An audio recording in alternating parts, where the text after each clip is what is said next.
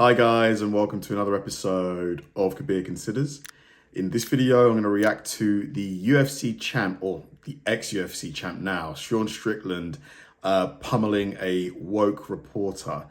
Now, I wonder what this reporter said to Sean, to get him to react like this. Sean, to be honest though, is someone who isn't afraid to speak his mind at all. Like, he is known to have, a lot of opinions that he shares frequently, whether it's on social media, in person. So this reporter probably should have known better than to, but then maybe he wanted this reaction because now everyone's talking about him. It's like publicity. So yeah, this should be quite interesting. Dana White also got in on the action as well. Like Dana, same as Sean, not afraid to speak his mind whatsoever. You are an infection. You are the definition of weakness. Everything that is wrong with the world is because of you. Sean, we were talking before about how you have so much respect from your teammates, from peers. You said you've had great interactions with fans pretty much all the time. I did want to ask, you're in Toronto. Welcome. Glad to hear it. It's been great. Are you Canadian? Of course I am. Are you part of the fucking opposition? Are you? I don't know how to phrase that. You got did you vote for Trudeau? I'm not going to say. And let me tell you something right now. If a man says he's not going to say, like, if you ask him, motherfucker, did you vote for Biden? He's like, well, I'm not going to say. That's none of your business. He voted for Biden. We've got a pretty supportive gay and lesbian community in this city. I did want to ask you about something you wrote a couple of years ago. You said if I had a gay son, I would think I'd... Oh, look, another. I'm saying to you, the swamp, you guys, the swamp. You become a champion, you become a star, and some would say... Let me ask you something. Are you gay? Have you had the chance to interact with a more diverse... Let me know. Are you gay? Can I get an answer? Well, no, I'm asking. This is a part of. Are you a gay man? I'm an ally of the community. Wow. Okay. If you had a son and he was like, you had a son, he was gay, you'd be like, oh man, you don't want a grandkid? No problem with it. Oh man, well, dude, you're a weak fucking man, dude. You're part of the fucking problem. You elected Justin Trudeau, and has he shut down your fucking country and seized bank accounts? You asked me some stupid like that. Go fuck yourself. Move the fuck on. Why is it that Trudeau is unpopular among a lot of Canadians? Like, obviously, I'm not Canadian and I don't know much about the situation there. Under his sort of leadership, have a lot of things kind of gone downhill? Has he not been a good prime minister? Let me know in the comments, because I definitely see a lot of negative rhetoric around Trudeau. That really answered the question, but I did want to ask also things you said about the trans community. You said this past October when they announced the Bud Light sponsorship that you'd go so hard on Bud Light in your next fight, they'll have to accept me or denounce me when they know what, and will know what they stand for. This guy's like, nah, this Canadian's not that Canadian. Are you still going to use your fight time to kind of speak on that? Here's the thing about Bud Light.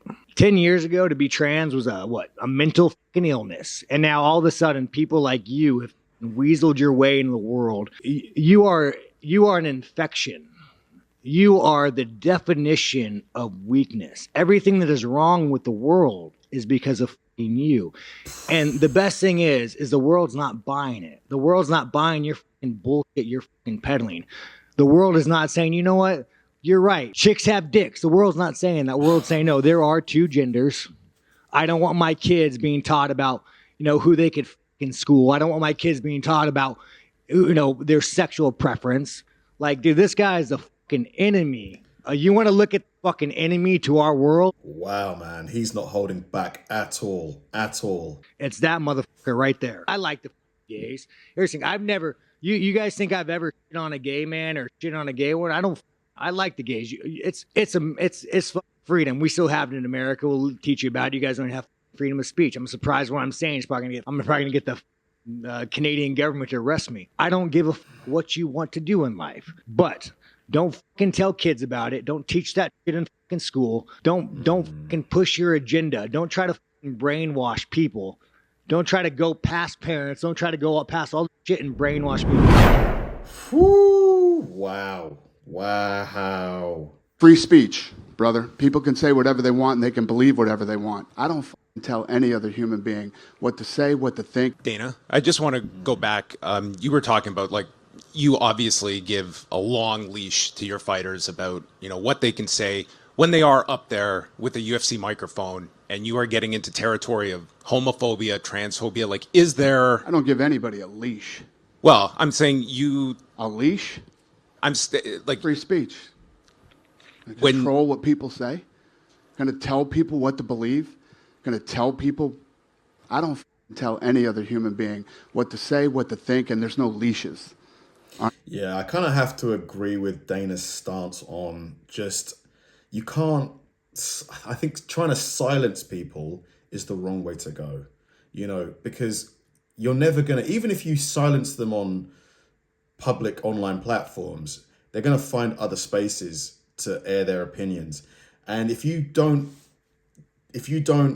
speak with these people, if you don't try and meet them and debate with them, their opinions will just become more like certain opinions will just get more extreme and fester.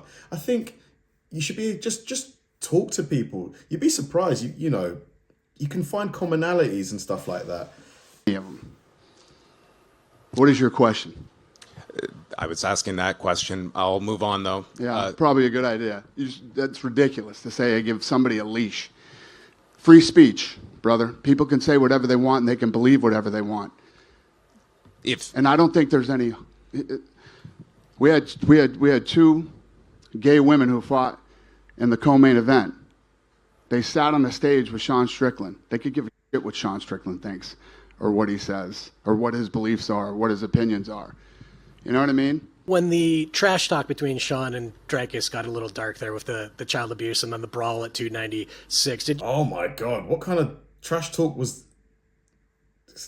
I can't even say it because obviously it get flagged. What abuse? Consider going to those guys and saying, hey, this might be the one time you need to tone it down. This might be the one time you need to what? Tone it down, the trash talk. I don't tell anybody to do anything. I don't try to control any other human beings in any way, shape, or form. They do it I say it all the time, we're in the fight business, and, if you get your feelings hurt that bad, you probably shouldn't ask the type of questions when you know the answer you're going to get from Strickland. Let's start there.